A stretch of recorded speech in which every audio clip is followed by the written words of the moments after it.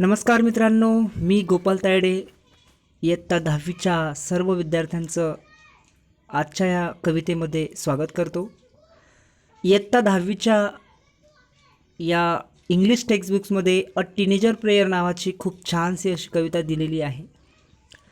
तर या कवितेमध्ये एका तुमच्या वयाच्या मुलाने सुंदरशी अशी परमेश्वराकडे एक प्रार्थना केलेली आहे.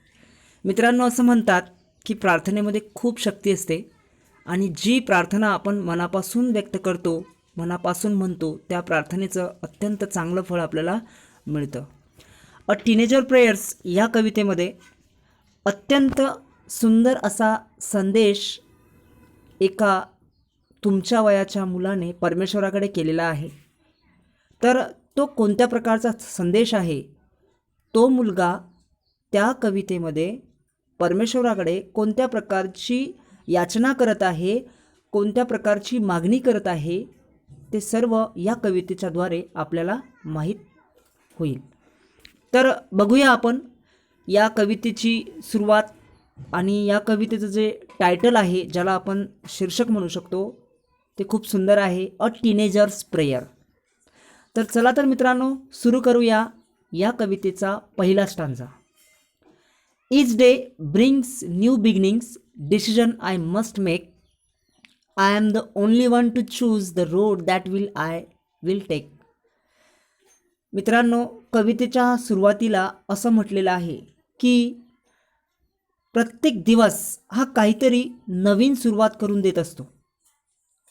आपल्या दैनंदिन जीवनामध्ये होतं काय की आपण नेहमी उठतो पण जाग येत नाही. याचा अर्थ असा की प्रत्येक दिवस हा आपल्याला काहीतरी नवीन शिकवत असतो आणि काहीतरी नवीन घेऊन येत असतो.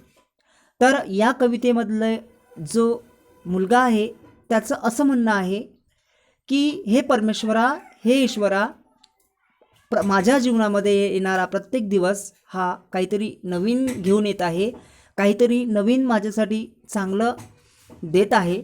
तर मला या दिवसाचं, आजच्या या दिवसाचं काहीतरी चांगलं निवडण्याची शक्ती तू मला दे, मला काहीतरी चांगलं बनण्याची प्रेरणा तू दे, असं तो मुलगा त्या परमेश्वराकडे प्रार्थना करत आहे. दुसऱ्या स्टांजाकडे वळूया. दुसऱ्या स्टांजामध्ये त्या मुलाची काय यातना आहे, तो परमेश्वराकडे काय मागतो ते बघूया. I can choose to take the road of life that leads to great success or travel down the darkened road that leads to great distress.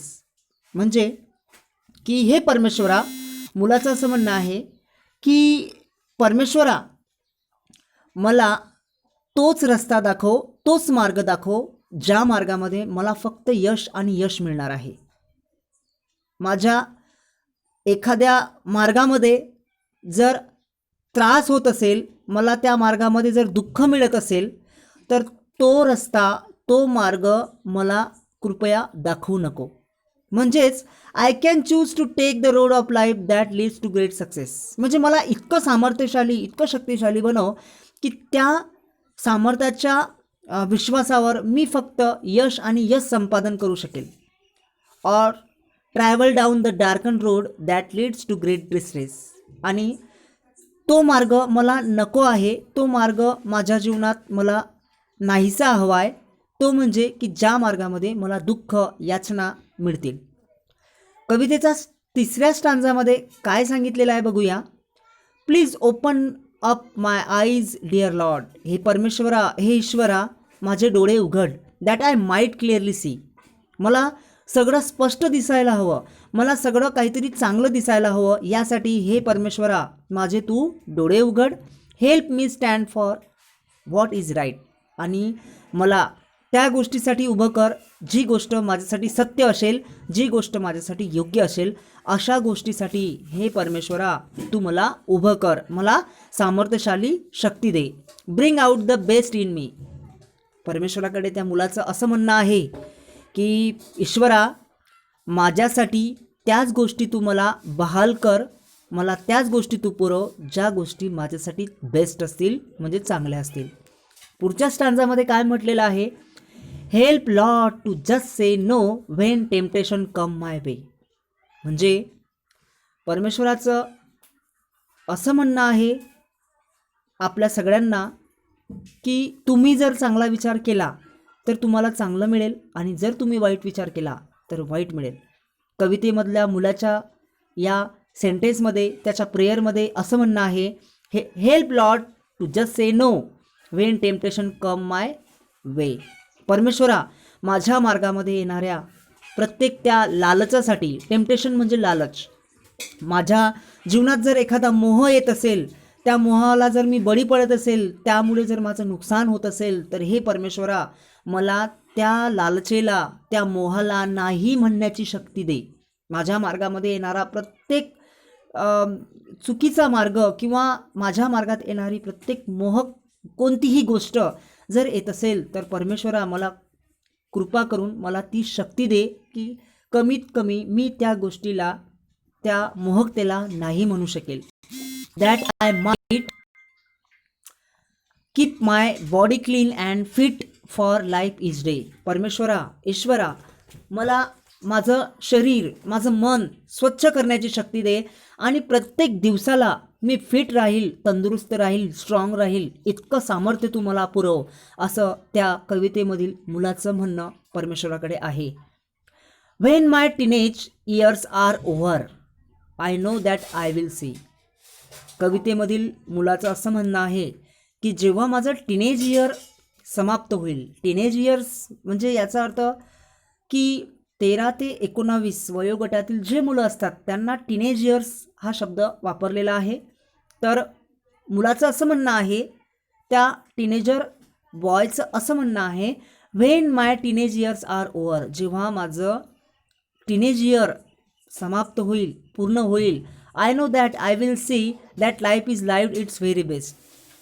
म्हणजे येणाऱ्या माझ्या तरुण वयामध्ये, जेव्हा मी तरुण असेल, त्या तरुण वयामध्ये मला माझं जीवन अत्यंत चांगलं दिसायला हवं, अत्यंत सुखी समृद्ध दिसायला हवं, with you walking next to me. आणि परमेश्वरा, माझ्यासोबत तू सुद्धा मला त्या वयामध्ये हवा आहे, पण त्या परिस्थितीमध्ये मी माझ्या स्वतःला एक चांगला व्यक्ती म्हणून दिसलो पाहिजे, असं या कवितेमध्ये सांगितलेलं आहे. तर मित्रांनो, या कवितेचे जे कवी आहेत जे मोर्स यांनी अत्यंत साधेपणाने आणि सरळपणाने आपल्या सगळ्यांना अत्यंत छान मेसेज या ठिकाणी दिलेला आहे. अ टीनेजर प्रेयर म्हणजे प्रार्थनेमध्ये किती शक्ती असते आणि आपण मनापासून केलेली जी प्रार्थना आहे त्या प्रार्थनेचं फळ आपल्याला किती चांगल्या प्रकारे मिळू शकतं. आपण परमेश्वराकडे कोणत्या गोष्टी मागायला हव्या, कोणत्या मागायला नाही पाहिजे, याचं अत्यंत साधेसरपणाने वर्णन या कवितेमध्ये केलेलं आहे. कवितेच्या बाजूलाच आपल्याला ग्लोसरी दिसत आहे, त्यामध्ये जे कवितेत आलेले कठीण शब्द आहेत त्या कठीण शब्दांचा अर्थ या ठिकाणी आपल्याला सांगितलेला आहे. जसं की डार्कनचा अर्थ या ठिकाणी दिलेला आहे, here it refers to evil, म्हणजे राक्षसी दृष्टी, विचार असे त्याला आपण म्हणू शकतो. डिस्ट्रेसचा अर्थ दिलेला आहे, ग्रेट वरी अँड स्ट्रेन, म्हणजे डिस्ट्रेस म्हणजे ताण तणाव, डिप्रेशन ज्याला आपण म्हणू शकतो. Temptations a strong wish to do something bad or wrong, म्हणजे काहीतरी चुकीचं करण्याची अत्यंत स्ट्रॉंग डिझायर ज्याला आपण म्हणू शकतो. त्यानंतर पुढे काही छान प्रश्न विचारलेले आहेत. तर या कविता तुम्ही चांगल्या प्रकारे रीड करा आणि याची जी सेंट्रल थीम आहे ती सेंट्रल थीम एकच आहे की प्रेयर आपण चांगल्या प्रकारे परमेश्वराकडे करायला पाहिजे आणि प्रेयरचं जे फळ आहे, प्रार्थनेचं जे फळ आहे ते आपल्याला चांगल्या प्रकारे मिळतं. तर मित्रांनो, आशा करतो की तुम्हाला ही जी कविता आहे ती खूप आवडली असेल. येणाऱ्या नेक्स्ट सेशन रेकॉर्डिंगमध्ये आपण चांगल्या लेसनकडे आणि पुढच्या टॉपिककडे वळूया. तोपर्यंत गुड बाय.